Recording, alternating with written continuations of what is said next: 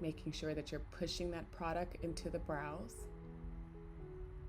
And then notice I am cleaning up the top. Then using my fingers to press the hairs down against the skin. Next, we're going to pick up Dose of Colors Meet Your Hue 26 Concealer, and I'm using Color de Jour Brush 109 to apply it under the brows to sculpt that area. And I'm using the very tip of the brush to place the concealer up against the brow, moving very slowly. The brow should be a very gradual line, and there should be no abrupt jumps or stops.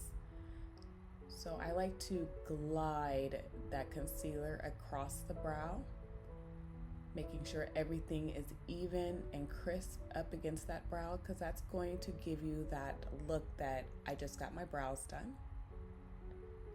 And once you get the concealer up against the brow, take a blending brush. So I'm using Color de Jour Brush 112 and some more concealer, and I'm applying it all over the lid to act as a base for my eyeshadow.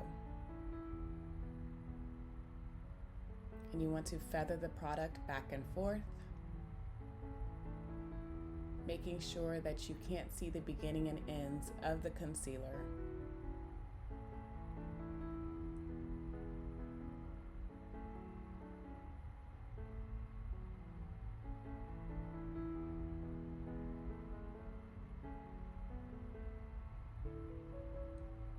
Now I'm taking a sponge just to blend out the concealer that I placed on the eyelid.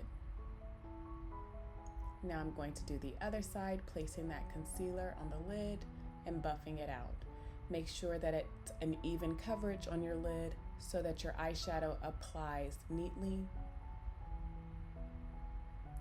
If your base is not smooth, then your eyeshadow won't be smooth. So smooth out that base before the eyeshadow application. Next, we're going in with a palette that's comparable to Morphe 353 Fierce palette, and I'm using Color de Jour Brush 112. And the eyeshadow that's comparable to the eyeshadow that I'm using here is Major Hottie.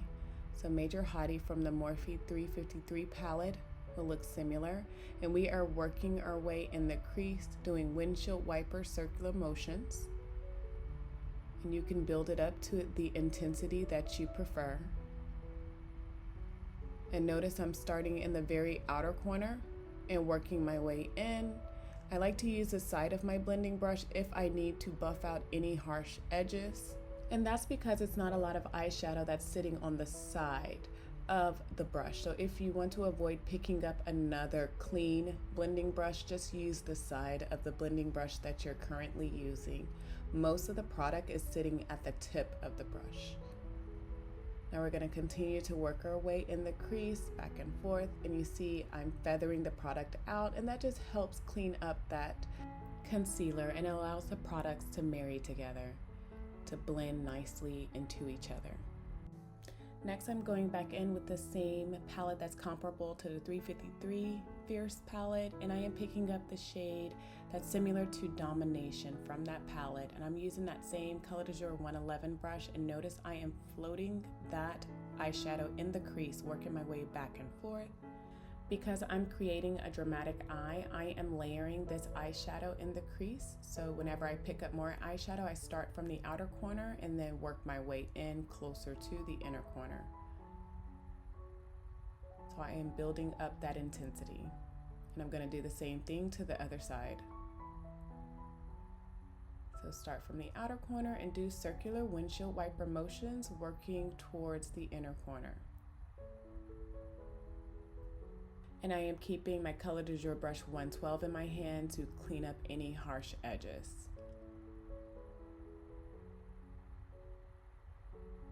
And if you notice, doing circular motions just helps diffuse the color more and quicker. That way you're not having to do a lot of blending, working it back and forth. So circular motions helps with diffusion, whereas just windshield wiper motions is placement.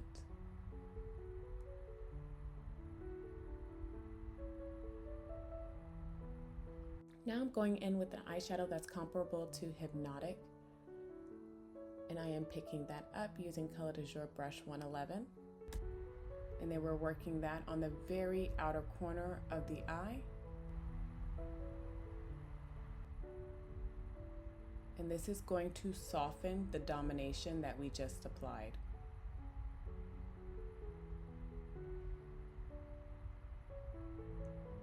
And I just placed this on the very outer corner of the eye, and I'm blending it into the domination and the other eyeshadows that I've already applied.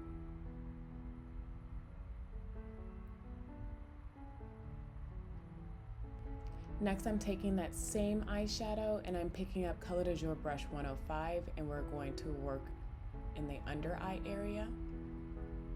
And we are going to smudge on that lower lash line. So we're smudging using that brush, working our way back and forth, going over it again and again.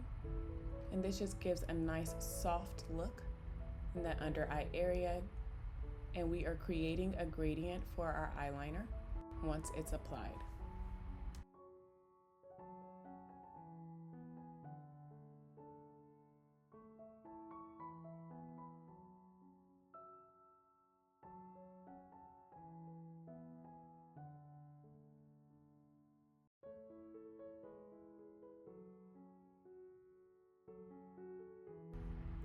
Next, I'm going in with Inglot pigment number 24.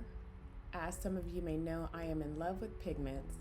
I have not stopped loving pigments, even though they're making eyeshadows more creamy and more adherent to the lid because of the consistency. I still love pigments if I want a very bold eye. And I'm using Color de Jour brush 107 to apply it. If you are afraid of fallout when it comes to pigment, go ahead and spray your brush with some type of setting spray and then pick up the pigment, and that's going to allow that pigment to stick to your lid without a lot of fallout. And I'm doing a pushing and dragging motion with my brush. So I lay the brush flat on the lid and I drag down to get the intensity of that pigment there onto the lid. And I am going to carve out the lid using the very tip of my brush. And I do this quite often on my brides because they are looking for a very clean look, and I feel like when you do carve out the lid, it does give a nice sculpted clean look for the bride.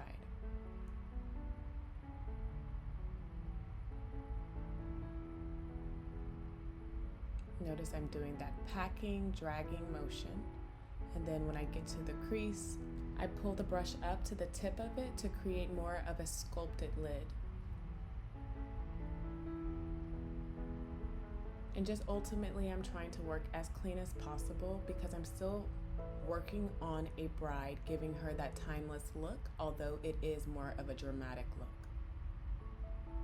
And when I am doing this step, I am feeling for the eyeball because I want to maximize the lid space. So wherever that eyeball ends, that's where my lid ends.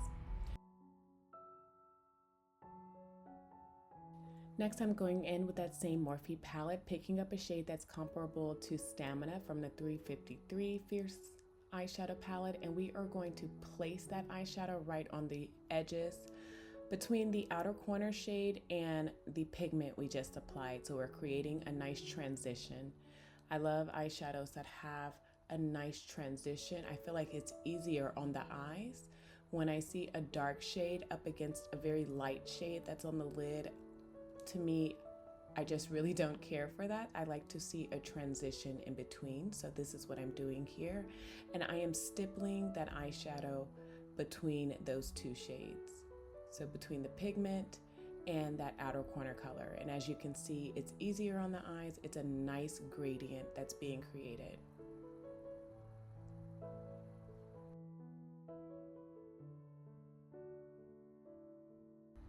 Next, I'm going to go in with Dose of Colors. This is the eyeliner in the shade Caviar. And we are going to apply it to the bottom waterline first, working our way back and forth, shading that waterline.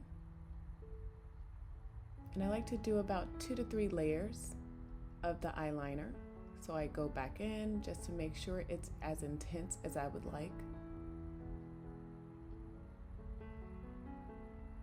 And we're going to do the other side.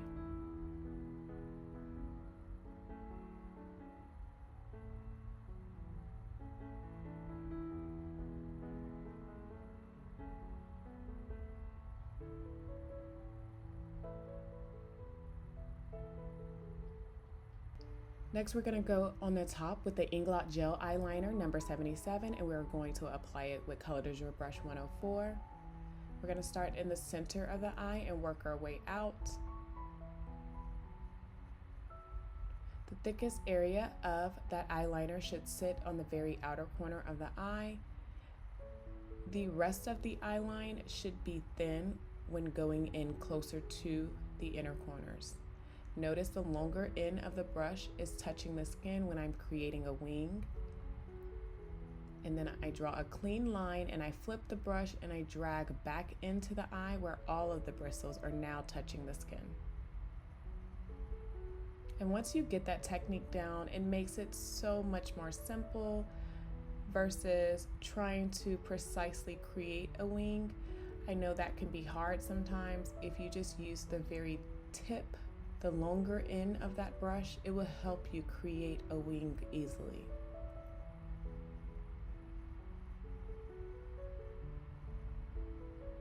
So starting from the very corner of the eye, using the very tip of that brush, and when I say tip, the longer end of that brush, it's going to create a nice defined line, which is going to do the work for you with creating that clean and crisp wing.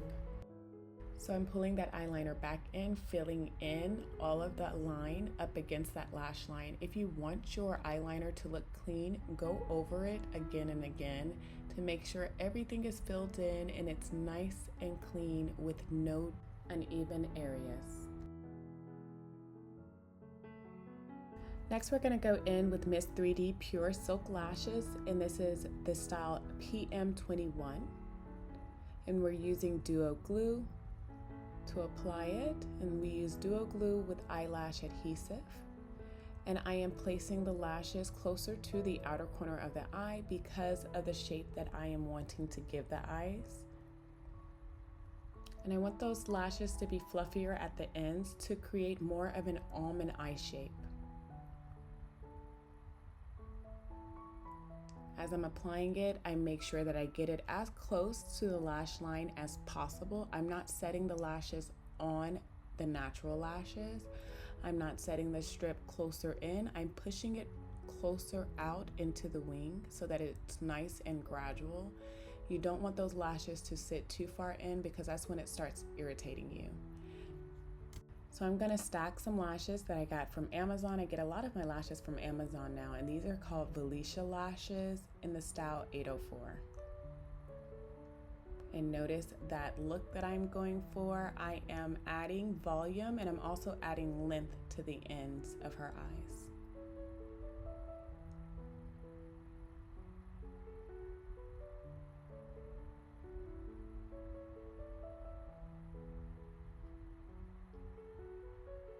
Next, we're going to go in with KVD Beauty Pomade in the shade Walnut, and I'm using Color de Jour brush 104, and we are going to line the perimeter of the brow to clean them up. She has nice full brows, so we don't have to fill them in too much. So we're just going to work the perimeter first. As far as the tail of the brow goes, I do like to go ahead and get product at the end because I want my brows to have a nice gradient starting from the beginning very light, and then as I work my way to the tail, getting darker with the brow product.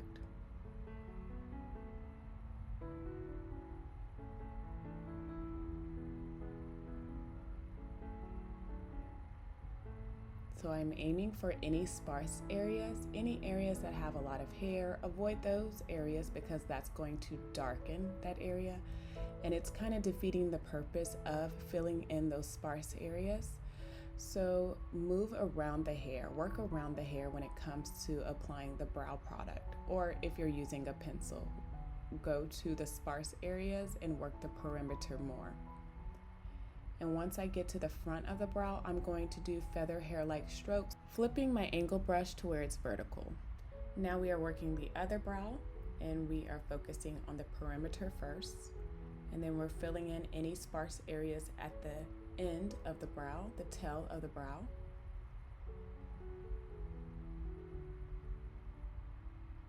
And we're taking a Color de Jour brush 101, and we are going to just spoolie out any harsh lines, and we're blending out the product throughout the brow. Next, we're going to go in with Charlotte Tilbury Flawless Finishing Powder in the shade 3. And we're using Color de Jour brush 118, and we are going to press that powder underneath the eyes. I love a good light under eye on my brides, and so this powder is going to look great under her eyes, and we are pressing that powder in. And this is a finishing powder, so it's different from the setting powder. It has color to it, but the reason why I love Charlotte Tilbury powders is because it's thin. Next, we're going to go in with MAC Lip Liner in the shade Chestnut, and we're going to focus on the Cupid's bow, initially making sure that we wrap that Cupid's bow, dropping that liner back to the natural lip shape as we work our way to the outer corners of the lips. So whenever I get to lips, although I'm ready to hurry up and finish the face and get my bride out of the chair, I definitely slow down on the lips. That way I'm not having to do a lot of touch-ups on the lips. And also keep in mind the lips can make or break an application. So if they look messy, it's going to make your application look messy. So slow down on this part and take your time and create a nice, defined, clean lip.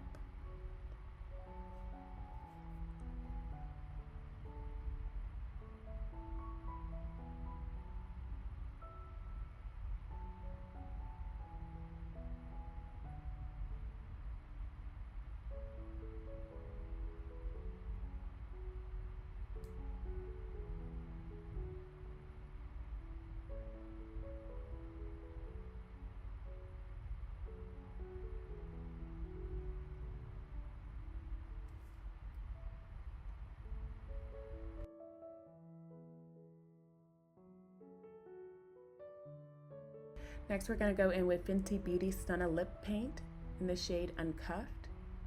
And we're using Color de Jour brush 108 to apply it. And using just a larger brush just helps you cover more surface area and helps you get the lips done faster. So I wanted to show you the option of grabbing a larger brush to do the lips, because when I am running behind and I need to hurry up and get the lip done, but I still want it to look good, I use a larger brush. And it just allows me to do the lips quicker and allows me to blend in that lip color faster.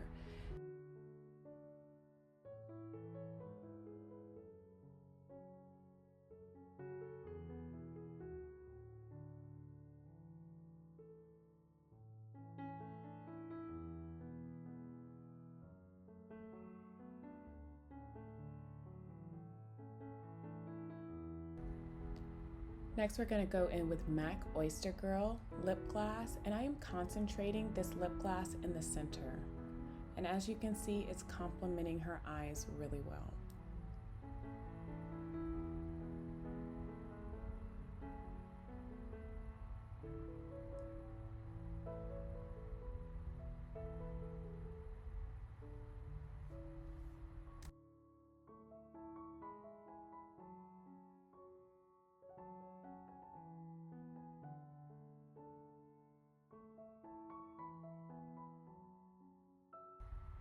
Next, we're going to go in with Too Faced Better Than Sex mascara. This has been my go-to mascara. Of course, I have some other favorites, but this has been the most consistent for me. And I'm using my sample wand, and we're starting with the bottom lashes. So to get the product off onto the lashes, I like to do a side-to-side motion to build the lashes.